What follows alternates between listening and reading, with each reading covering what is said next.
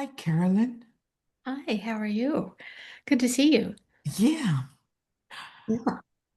I've How, been busy. how are things in Hawaii?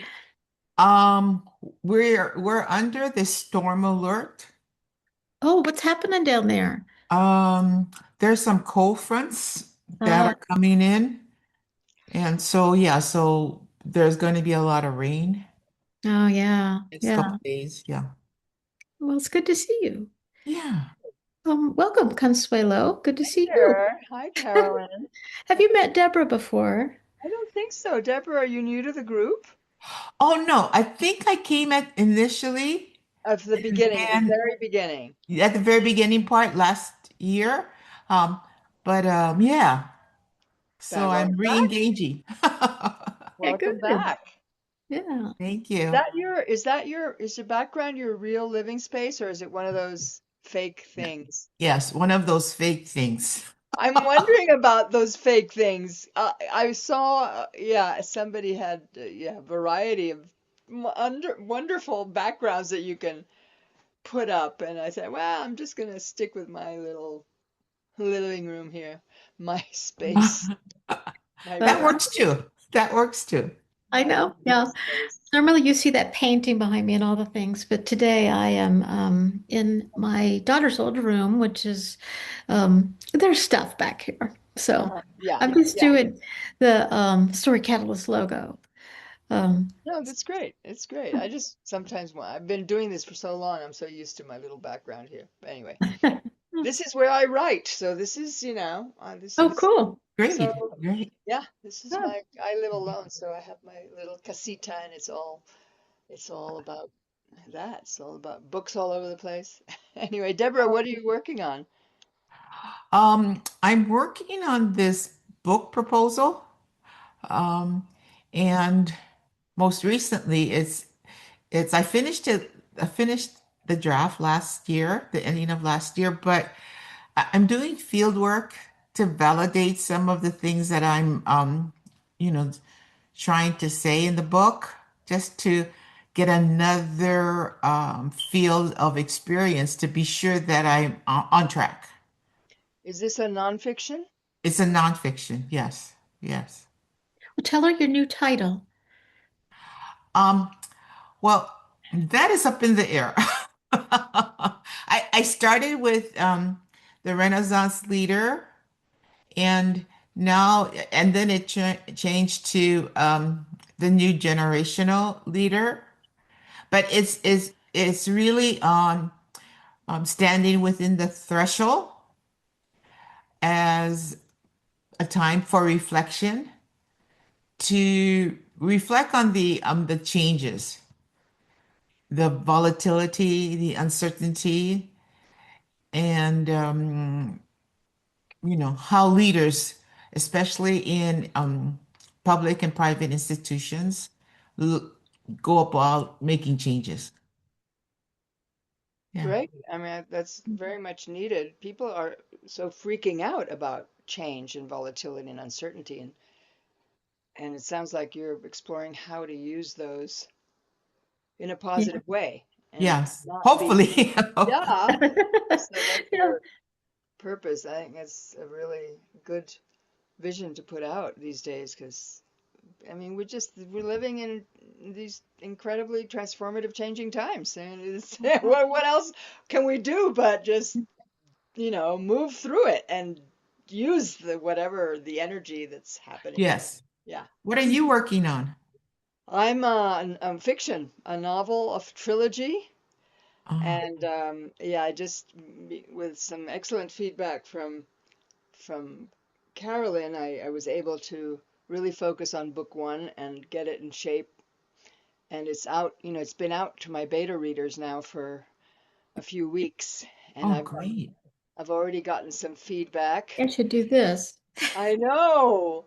So I've gotten some really positive, encouraging feedback, and it's really exciting. I'm Good. I'm Nice. got it. Nice. I'm kind of nervous. This coming Saturday, my book club offered to read it as our book of the month. I think I told you that, Carolyn. Wow. So I printed out all these copies. I have an example this is, I did it spiral bound, and Oh, Goodness. this is my book. Well, that must feel so good, It though. I mean, feels so good, Carol. seeing it tangible like Yeah, that. Oh it gosh, really made it real for me. that's fantastic. And then, I had some glitches with getting it to a PDF. But I hired somebody to help me with that, and so it got, I was able because the printer needed a PDF, and I didn't know how to do it properly. So the book club is going to be on Saturday. We're meeting, and they're going to give. We're going to discuss my book, and they're going to give me feedback. They're the feedback I've gotten from the three people that have read it or almost done with it. That's been encouraging. They're more in their kind of the subject matter is they're more acquainted with it, so they're into it, and the book club, it's kind of out of their usual picks that we have been picking throughout the year. Sure. So there is more like we've been picking bestsellers and more Western, right? And mine really focuses on Guatemala and the Mayan culture, and the characters are Guatemalan, and so it's kind of out of their usual range. So I'm going to get that, but there are maybe some who don't like it, right? I have to be ready for that, right? And because I've in the past, and there are books that we've chosen that I didn't like, and I had my criticism, and so you can't please everybody. That's right. I think well, welcome Marie and Sherry, and I will just get going because Consuelo, you were almost there to the question that I was going to ask everybody Okay. to introduce themselves with and Right. share. I was So getting so ahead of it. which was what success are you celebrating? So for Marie who just joined, is that Consuelo held it up again. She's printed out her book just for her beta readers to read, It's and her my book club's gonna go book through. one of my trilogy, so Yeah. it turned out to be just under 300 pages. So Oh, that's good. perfect, right? yes, Yeah, how exciting. Yeah, that is very, Congratulations. there's something about that tangible Mm. seeing it. And I have done that many, many times, in the course of a book actually becoming a published book. In fact, I'm cleaning out some stuff and I had a box with one of the manuscripts of Boundless, in a manuscript box that I'd printed out so I could go through it and everything. And then I just looked at that and I don't need that paper anymore. What a nice feeling to not need that paper anymore because I've got the real book. Oh, I know. Yeah, That is the vision that I'm yeah, hoping. So I actually needed. I want to know what the next step is going to be after I get this feedback from my book club. And that some of yeah, them are not going to like it or whatever. Maybe they didn't read it because they couldn't get into it. And then I'm going to get some positive feedback, I'm sure, and some excellent commentary and advice. Things that because the three people that have, they've given me some very useful little things, and I'm meeting with one of them tomorrow online on the phone, and she's gonna. They put stickies in the pages, and they're gonna tell me exactly what they thought, didn't work or worked, and yeah. so I was gonna ask you. So what will be the next step for me Mm, after I get this feedback? I'm going to address the things that I feel do need change, and then there are a couple of things that I need to do. yeah, And then what? Then I'm going to call you, Carol, and I say, yeah, okay, yeah. am I ready for the query Yeah, letter? yeah. Right? So so I'm gonna answer your question. This is our first question, guys, and I'm gonna get around to all of you so you can be thinking about what success are you celebrating and um what are you worried about and you want some, what's your question? But so the question for you is probably to really sort out like from that feedback what things you agree with and what steps you want to take. So you're going to want to look at and I want to try to answer this broadly for everybody. Like, where did they stumble? Where did they just get confused? Where did they slow down? Did they get your big message? Did they have confusion about the point of view? Like who's telling this story? Um, any language issues, just, and I don't mean like grammar. That you're just not at that point where like you need that. What you need is something that you're going to put in front of an agent, and an agent's going to say yes. But language can really affect that, in terms of just, do I have a clear sense of where I am and what it looks like and what it feels like and what it's like to be in the body of this character? That's where the language does the heavy lifting on those things. You want it to feel like a movie, especially fiction. I think you want all of it, fiction and memoir. I think you want all of that to feel like a movie, like you're in it, you see it, you feel it with the character. But I think you want that even in prescriptive nonfiction and transformational nonfiction. You want it to feel real. Otherwise, it's marketing copy. Hmm. Otherwise it's tips. I'm speaking of prescriptive and transformative nonfiction. You get a lot of advice on Substack. So what is the reason for a transformative nonfiction book to exist as a book?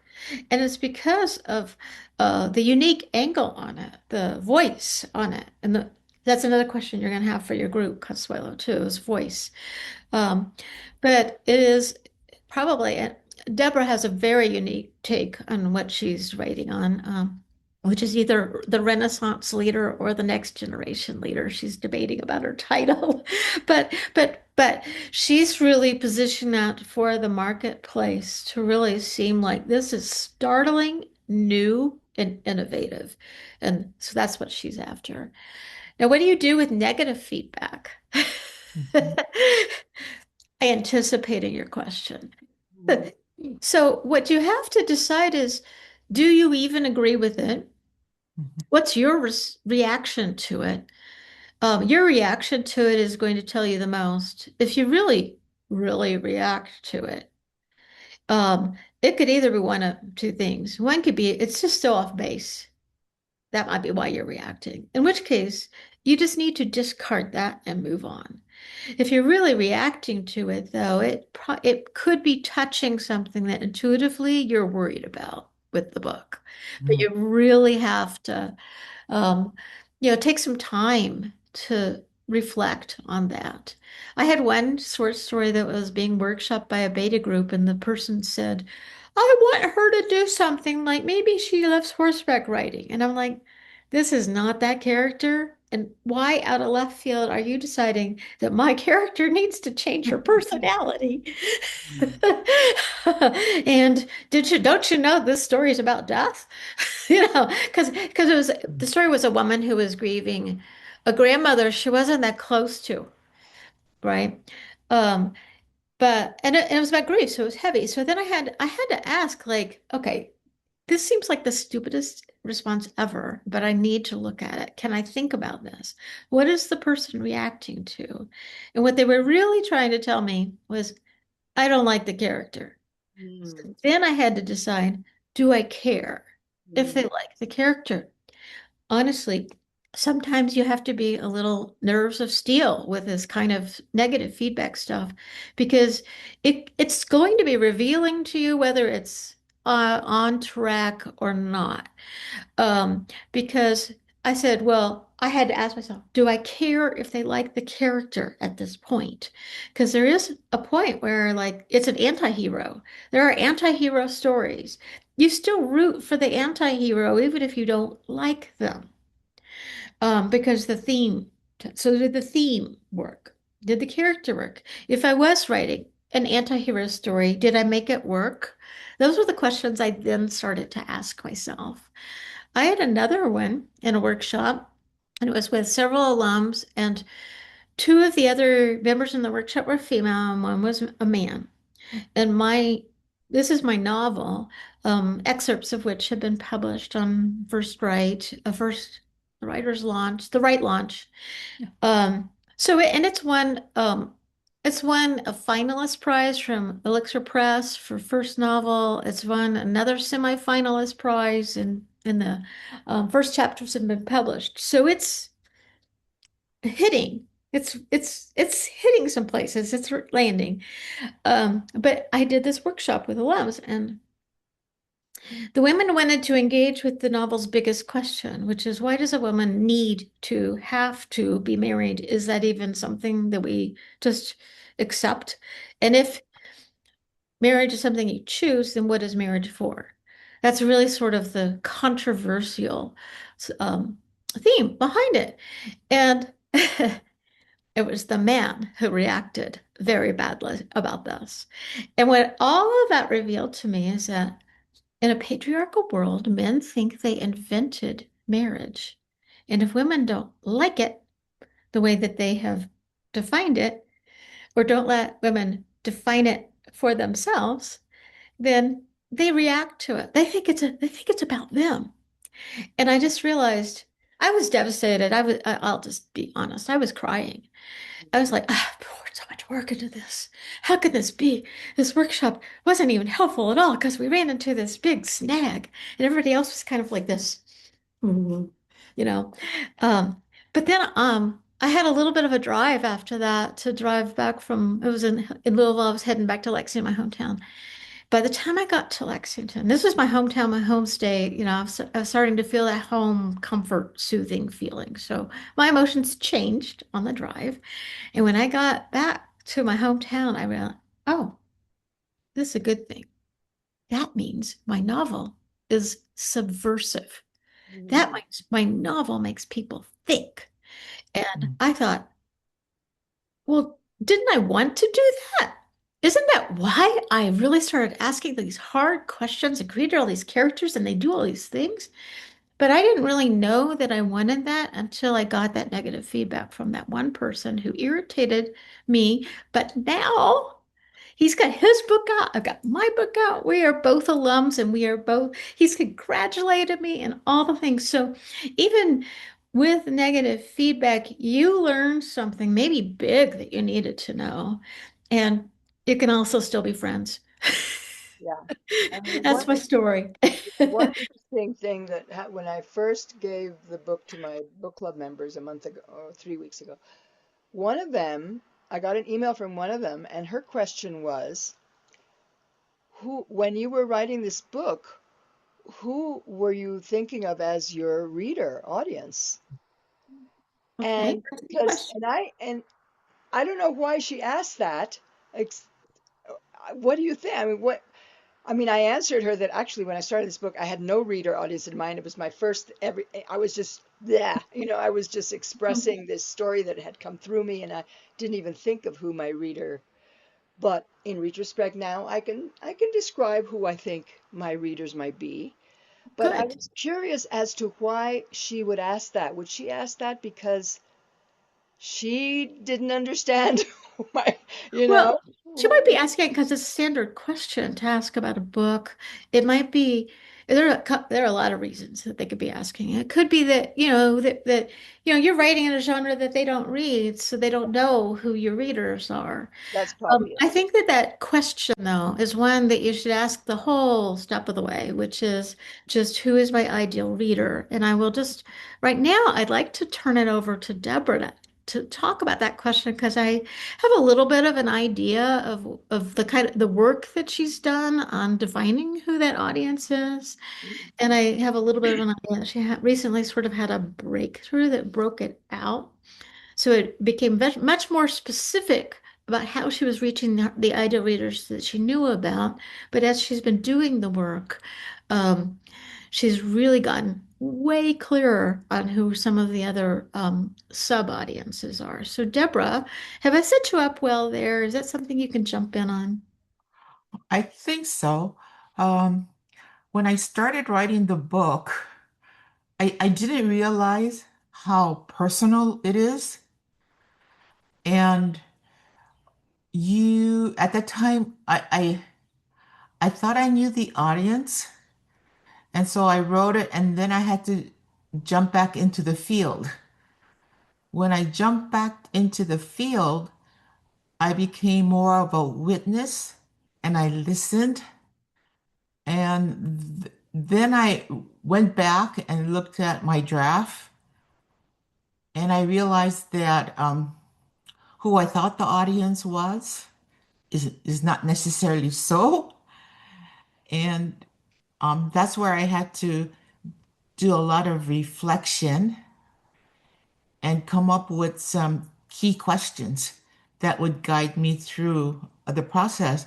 But I think what Carolyn did when she gave me an instrument that I had to go through to really focus on some really excellent facilitation questions.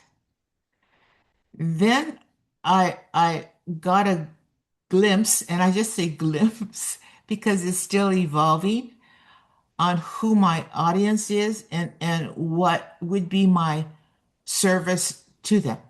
Hmm. Yeah, I Yeah. hope that makes sense. But Yeah, I think it's so. very personal. Yeah. So at times you feel like, why am I doing this? I feel so ignorant. What am I contributing? But then when I jump back into the field, then I regain some emotional strength and confidence. Yeah, but it Yeah. evolves. Yeah, yeah, yeah, Yeah, yeah. it evolves. I'll just do a little bit of translation. I think, because Deborah was in academia, um, the place where she sort of saw her first glimpse of the ideal audience was in those sectors within that world, and within education specifically. Um, but one of the things I also saw almost immediately was just how there are people in other sectors who are leading it, for instance, in nonprofits Yeah. um, who need exactly this thing too, because nonprofits are experiencing volatility and so I could see that there was a broader appeal, but again, when you're doing a book proposal, you can't say my book is for everybody or it's for Mhm. nobody. So I could see that there were places she could reach in very defined audience segments. And I could also see that in refining the message, she has really gotten not just to the landscape, Deborah, is academia and education, leadership, specifically, but then also just who are the people who are hurting the most with the volatility in education and leadership right now? And that maybe that clarifying question helped sort of pinpoint your audience and therefore sharpen your message, which is probably the takeaway there. By asking yourself the question over and over and over again, who is my ideal reader? You sharpen your message. One of the questions I always ask people when I'm doing book proposal work, who is your most motivated reader? Because your most motivated reader is going to be the one who gets the book first and tells people about it. What's motivating them? So I want to welcome Mark. Glad you're here. What we're doing right now is we're just kind of going around and we sort of, I guess the kickoff was celebrating your success for the month. And then kind of get to your question that's hanging you up.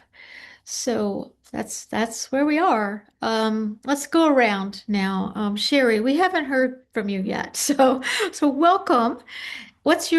Remind people where you are, remind people of your title, and tell us what your success was this month. Okay, thank you. And I missed last month, so I'm really glad I was able to make it today. Thank I'm you. glad you're here. Yeah.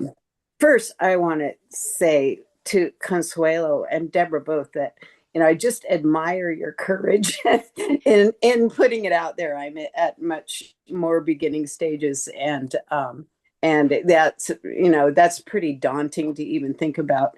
And trying to thank you for helping me think about who would be my ideal audience, because that is a big question that I don't really know the answer to, but it got me thinking about it a little bit, and I even wrote just a tiny bit. I think that my ideal audience would be people that are struggling with a background that may not be ideal, and because it demonstrates how tenacity and openness to opportunity can open up the whole world to you without having the great education and all of the things that successful people seem to have. um, Right. yeah, so That's interesting. Yeah. Um, I think that's actually like sharpening like who that ideal reader is and really honing in on that question of, people who just, I think you're referring to like your upbringing and family background Yeah, and that kind yeah. of thing. And they're so, but really sharpening like how do you succeed and have a happy life if that's how your life began? And Hmm. that's the foundation from which you are working. um, sharpening that message and making sure that you're doing memoir, so you're Yeah. doing it through story, but making sure that story lines up with that question, just resonates with those Mm. people are hurting because they traveled the road that you traveled, right? Yeah. Yeah. Yeah. Yeah. So thank you for making me, just like, okay, what actually, is part of that. So I feel like I have a little bit of a start, other than, family members who might be interested, and friends. But that's a different thing. That's, if a book is going to be published, then, it has to go way beyond that. And, I definitely, sometimes really doubt my resolve in actually doing it and finishing it. I had previously written a chapter of the book that seemed like was the one I was supposed to write, because it had this pivotal, a really pivotal time in my life that was, really just thrown into a, big crisis, and how things unfolded. Um, and I wrote that chapter, trying to think of it as something someone would actually read, rather than just, making notes of what happened. And then recently, probably about a month ago, I wrote a chapter of the other book, the one I always thought I would write, that's more in line with what I was just saying. And of course, no one else has read either one of them. And now I'm like, okay, now I need to go back and read both of those and see, maybe one really just fits into the other. And so I'm just, like hesitating and doom scrolling and, avoiding it. Plus, playing a lot of music lately. So, it's easy to be busy with other things. Yes, and it is easy to distract yourself with two projects. Mm-hmm. I had a mentor at my Spalding MFA and creative writing program, and he would always say, if you're chasing two rabbits, it's a sure thing you won't catch either one of them. Mm-hmm. And I remember that, and you know, I will never fault anybody for having multiple projects because I am the woman of multiple projects. Um, I'll tell you things about like little successes and other little projects and everything. You'll go like, how many does she have anyway? Just but I will say that my mentors, his axiom was true.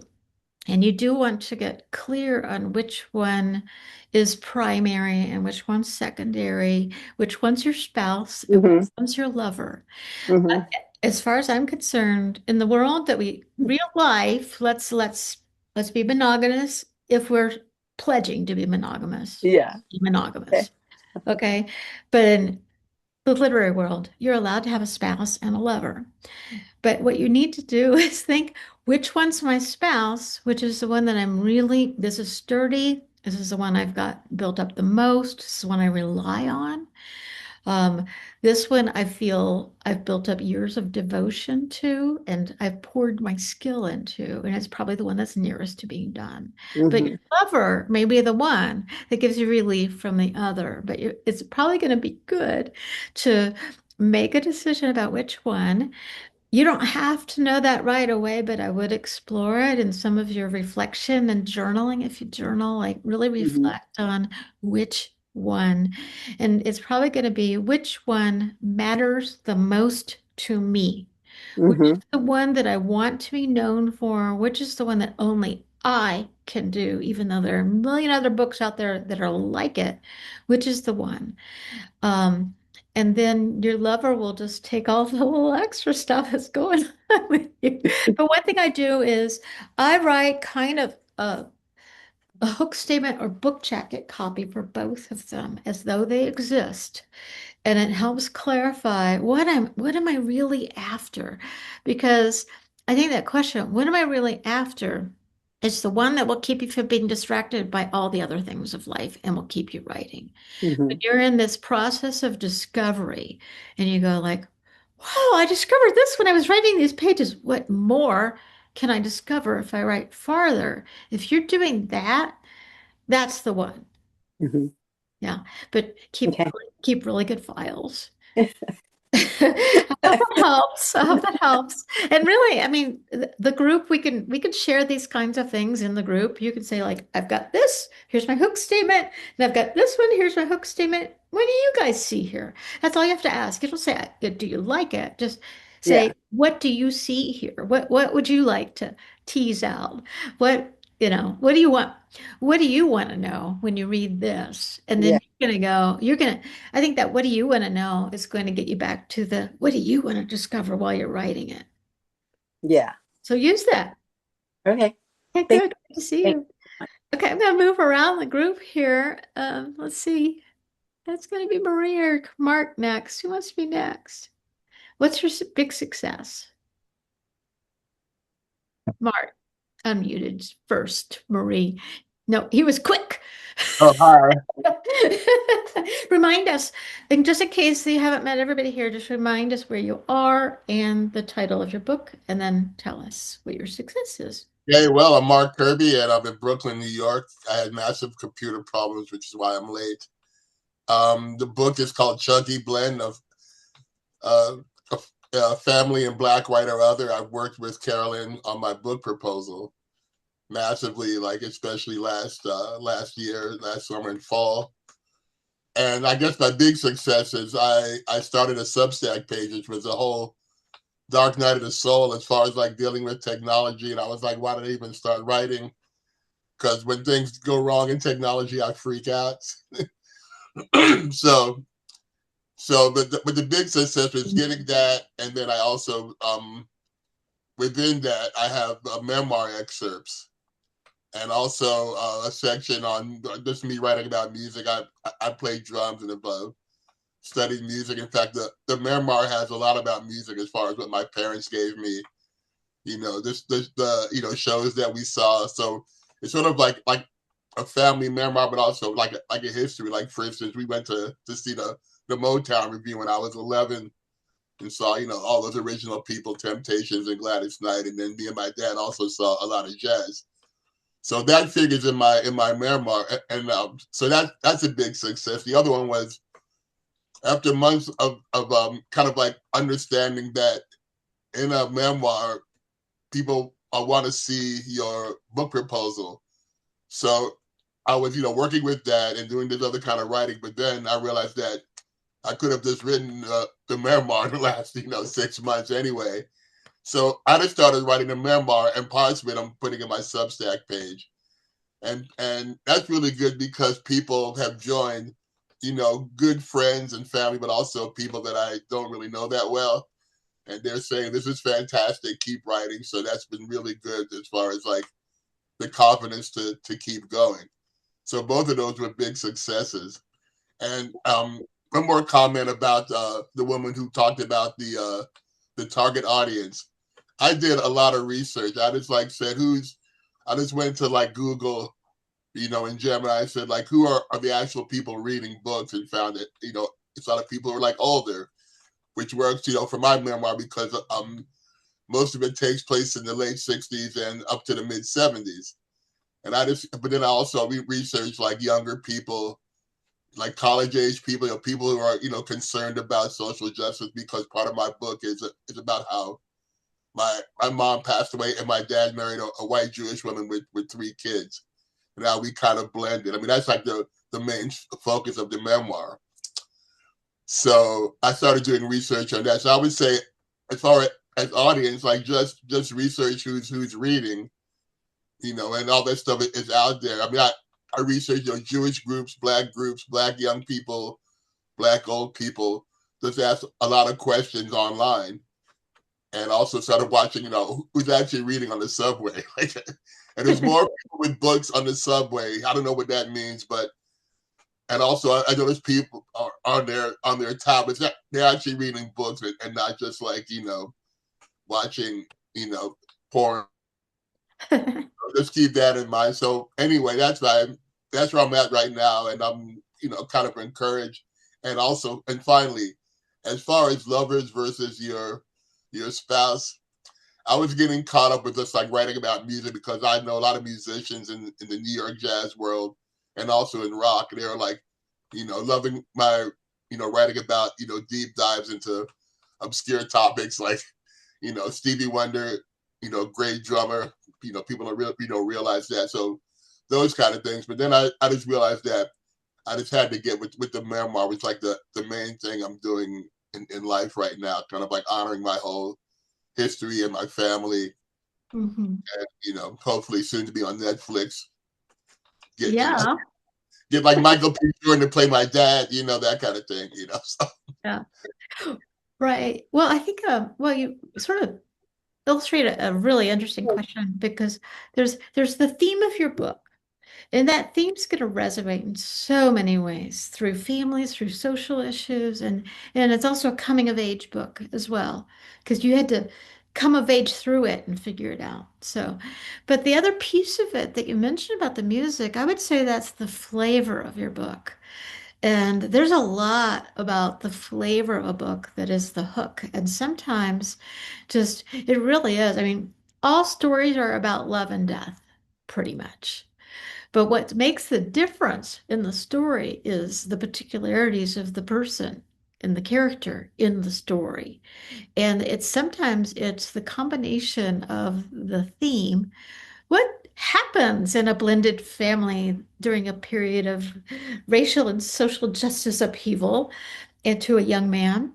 At the same time that you've got these hooks of all the music that's flowing through it and that is uniquely shaped you because you had a very educated family. It wasn't just music. You had a family that loved the arts. So I think that those things kind of add up to what's the hook. And then the question is, sort of keeping your eye on your spouse, which is your book, but your Substack, I think, is revealing lots of things to you. I mean, it has to be like you have people in your life who know you've been writing a book, but they don't really know what it's like, what's in it until they get like these little taste of it. I imagine you're getting this the sort of the experience of I had a taste, I want more. Would that be valid?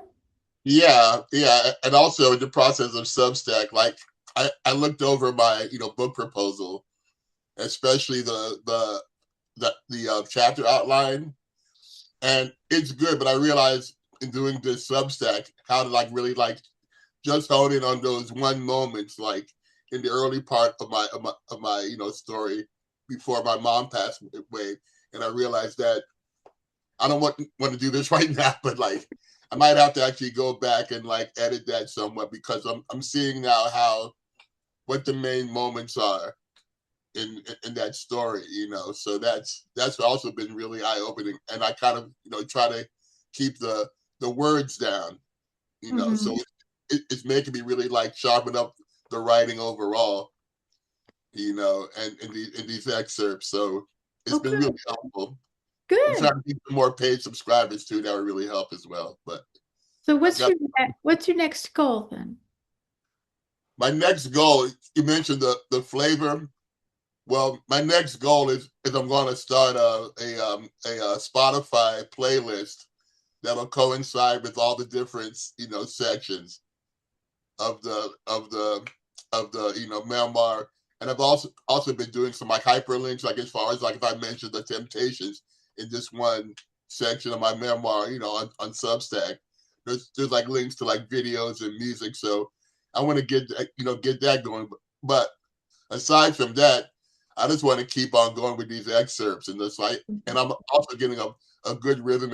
If I'm not writing on it every day, but I'm writing on it at least 4 days a week, 4 or 5 days a week of the actual, just like the actual draft of the memoir, not just like the sections I'm putting in the Substack, but like this going, okay, this little part is like the book off in one corner, and there's Substack, and there's the music stuff and some other story stuff on my Substack. But the goal is just keep on going and then get that Spotify playlist up. Yeah, I think all those things can add up to your larger goal. Um, you know, the more excerpts on Substack, the music on Spotify, and then just going back to the manuscript and really, seeing how the moments move, seeing how the plot moves and sharpening that up. All of that is going to add up over time, I don't know, 6 months from now or so, to where you are getting much clearer on your story and you're getting an audience that's engaged with you and is helping you shape and sharpen that story, which then points to the larger goal of getting published, getting an agent. But I think that this is helping you figure out your content and your audience. Yeah, absolutely. Yeah. I've also probably, like in last week, sent out a whole bunch of agent queries Oh, just for good, that as well. So I'm just, good, good, yeah, good, good, first, because you're ready. You've got the documents. yeah, and that's just moving everything forward to keep my sanity and lack of stagnation going, just kind of moving everything along. Good, good. Yeah, Good. Well, before we're going to segue to Marie next. I think you saw that coming, Marie. But before we do, I just want to break a little bit and tell you about some of the things I'm thinking about offering here in the next few months. And one of them is an Agents and Allies Mastermind group. And this would be for people who want to make sure you got your documents, you got your query letter, you've got, if you're doing fiction or memoir, you've got your sample chapters in good shape, or you've got your book proposal in good shape. So you've got your documents, so how do you pick the agents? And then wouldn't it be better if all of us who were doing that at the same time were helping each other? That's why I call it agents and allies. And we're passing tips back and forth. I do have four memoir writers and I are in a memoir beta group. And one of them was about to strike gold with an agent who's a really big, very highly regarded, prestigious agent. And that person took her full manuscript and considered it deeply. But this week wrote back and said, memoir market's tight. I just don't think I could take this on. And we have been having a little email exchange back and forth now, supporting each other. Two of the five members of the group yeah, yeah. Three of the five members of the group have queried this same agent, and one of those people is me. So I had a little bit of anecdotal evidence about that specific agent, and so did another member of the group. And we're now having this chat about well, what agents are like that? What other publishers are there? And, we're comparing notes on the numbers that have been sent out and that kind of thing. And so that's something I'm really giving an eye toward structuring a group around that. Um, because you get so much more information when you're doing it together than if you were querying alone. So I'm putting that out there just to get some responses on that. You can respond in chat or you can follow up with me in email later on any of these things that I'm going to throw out there. But that's one of the ones that I'm thinking about. And I think the other one is just how to pitch and publish. And that's really about getting essays and other articles related to either your theme and primary interest or the flavor piece is kind of like how you brand yourself. It's like, I'm writing a book about this theme, but I also have these kind of interesting things about me, like the music. Um, the novel I was speaking of earlier that the man in my alum group didn't like, has a lot of cooking in it. So a lot of people I haven't really been investing in this lately, but over on Medium, I have a little thing called Persephone's Kitchen, and it's related to my novel Searching for Persephone, and it's about cooking. So these are things that I'm doing a thing on food writing as part of the Stories and Songs writing retreat in Italy. That will be one of our sessions is on food writing. And that's just because that's something else I like to write about. Uh, I like to write articles about it. I write Medium posts, and it seemed to trickle into my novels. And I have an essay that's going to come out in ARP magazine, AARP magazine, in April, May, and it's adjacent to Boundless. It's about how to get unstuck and regain your emotional agility when you are in midlife. And the headline on it is Think Like a 20 something. Just be a little bit more flexible and agile. And that's what I learned by living through Boundless. So that's why it's adjacent to that. So that's another, group I'm thinking about putting together is sort of pitch and publish. And that gives you a way to, kind of go even beyond your Substack and reach a bigger audience because the art magazine is 2.2 million circulation. That's way more than the number of people who follow me on Substack. So it's a good way to you really do have to refine your pitches to get them in. In fact, one of the members of this same group where we're having this discussion about agents just did score with a publication of a personal essay on the Huffington Post, which is actually one of the best places to get a personal essay published. So many eyeballs. And the editor there, he's just great. In fact, this member of the group, she queried on February 26th, which was a Thursday. She had an acceptance by Tuesday the next week, and it's already up. And she's been working on this memoir for a long, long time. She's had other publications in literary journals, but this is sort of her biggest one. And we're all going, I hope some agents call you. We're hoping. So that's something I'm thinking about. I just want to sort of take your temperature and see if that's something you're interested in. I want feedback because everything I've ever done in my business has been responding to what people need. Really, if it exists as a service, it's because somebody needed it and 10 other people needed it too. Yes. Oh, yes. Okay. Mark is asking a question. Is it okay if I take that question and we go to Marie? Cool. He's asking a question about mighty networks. And I will tell you that there are many, many things that I really, really like about it, but there's some things that I don't, that I think are kind of clunky. Let me make sure I see what your precise question is. Ah, yeah. Um, let me, you know what, Mark? I'm going to put the link so you find the community in the chat. And if that doesn't get you somewhere, that should get you right there. I know this is what I'm going to do. I'm going to show you as best I can. Um, get everybody as far as do other people have that exact same question? Or I you're finding it? have Okay. no idea what Mighty Network is. Oh, no, you're in it. Mighty Network is our group. That's where our group is. So I'm going to share screen for a moment and I'll just show you what's there. Wait, I have to go here, share screen. Mark, can you get in, but you can't find us?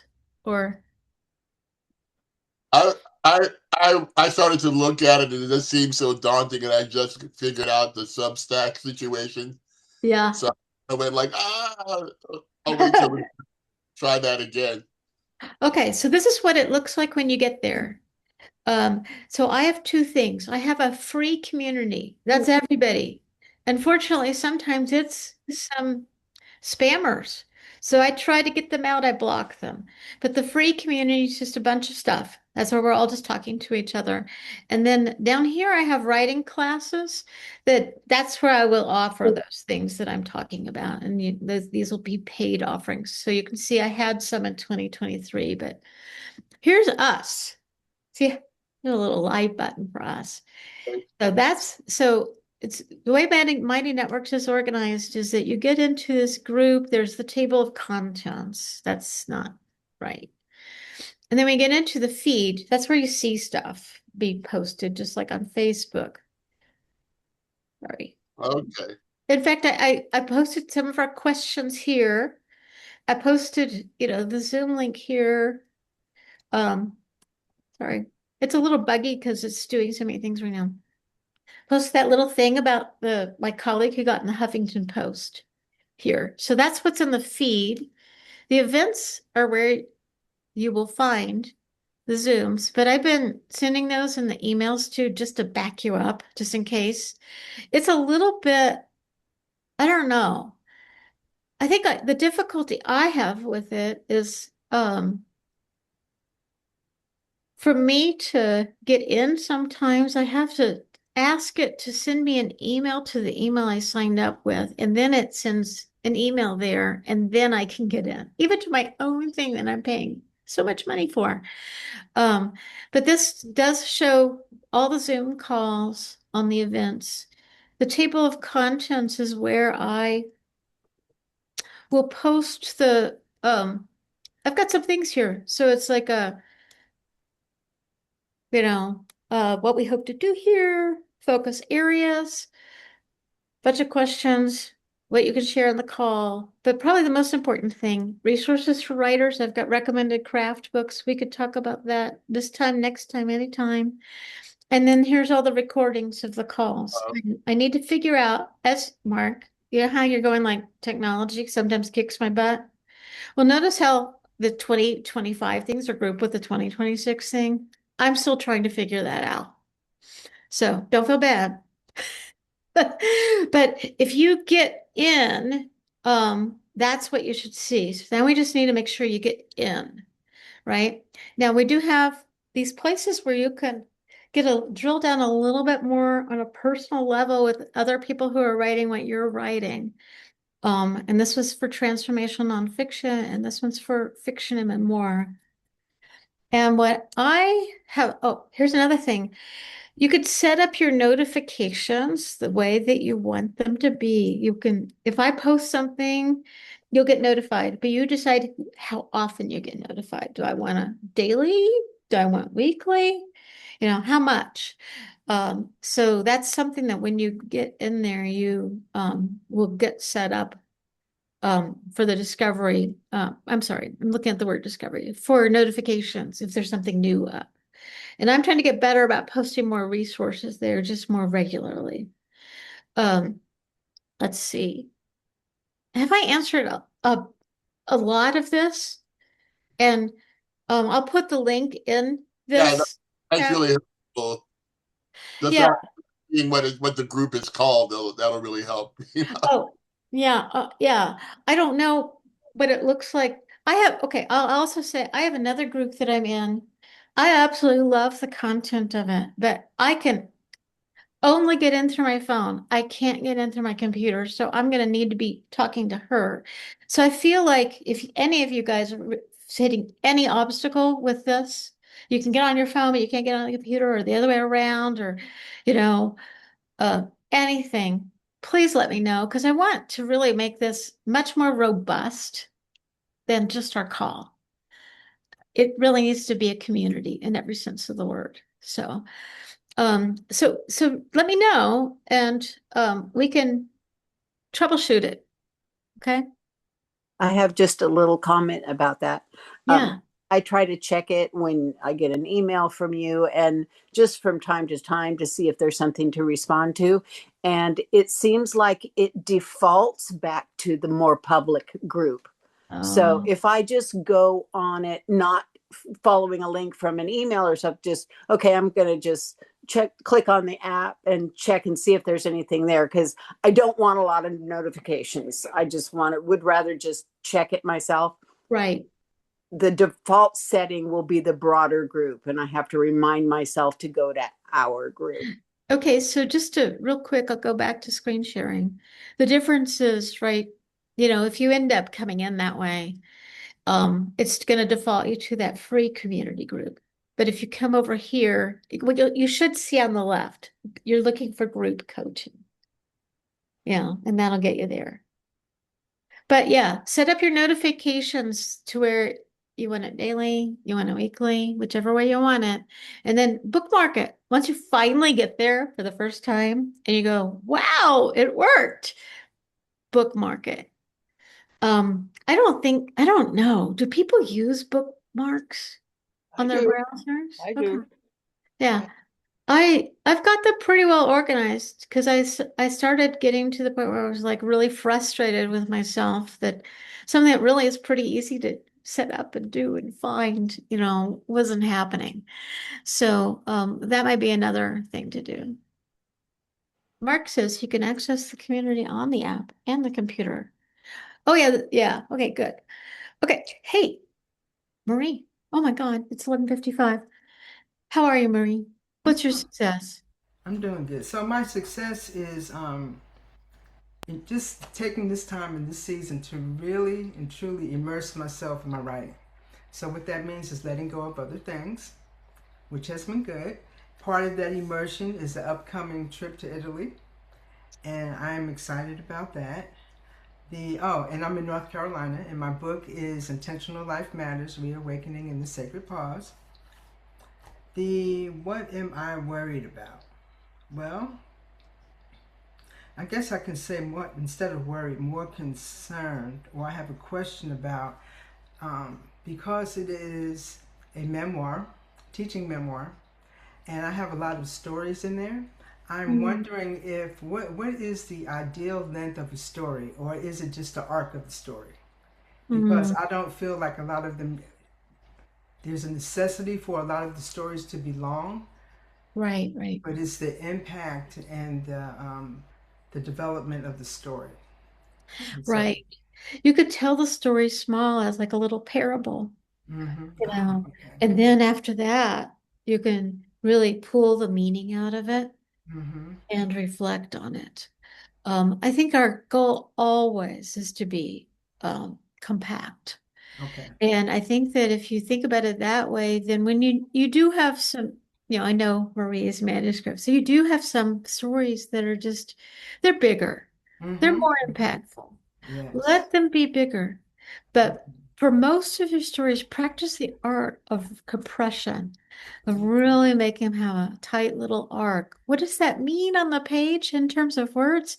I don't know. I would say it either means one really nice paragraph or three for a story Mm. as a guideline. Okay. There's Okay. something about numbers um, that help you sort of put a fence around something, and it makes you think about like, well, if I only have one paragraph to get Yes. all the way to my point, then how do I do it? Or three paragraphs. So I would just really start almost practicing writing those like little nuggets like that. Mm-hmm. Because all stories can be introduced as a little nugget and then expanded upon. But what you're practicing there is, I call it exposure and reflection. So Mm. exposure is a little story, and Mm-hmm. the reflection is, now let's go back to the story. Remember how I don't I don't know if I could think of an example right now, but you could just sort of say, remember how I was talking about how I swam across the lake? Mm-hmm. And I Yeah. was worried that I was going to drown, but then my husband swam up alongside me and we were able Mm-hmm. to swim all the way west of the cross. I just made that Right. story up. Right. But, just, then you could tease out like, well, let's look at the lake. Let's look at water. Mm-hmm. Let's look at what it feels Yes. like to be underwater. What Mm-hmm. does that mean psychologically, spiritually, to be underwater? So you tease that piece out. What does it mean to be accompanied? Mm. Let's look at accompaniment. Again, I just made all that up, but you could see how in that little made up story, I was able to go like, well, there's at least two lessons in there. Um, Yes. so and reflection can be longer. Mm-hmm. I, I And I like that. I yeah, like that. When yeah, you mentioned that, the reflection and the story you just shared, to me, the walking on fire can meet that really well. exactly. Yes, because I can Exactly. go back and remember, when I walked on fire and what that meant. So thank you, and that kind of gave me permission to continue what I was already feeling. That I didn't want to stretch the stories out just because I feel like okay, a chapter's got to be so many pages and all of that. So Yeah, yeah, no.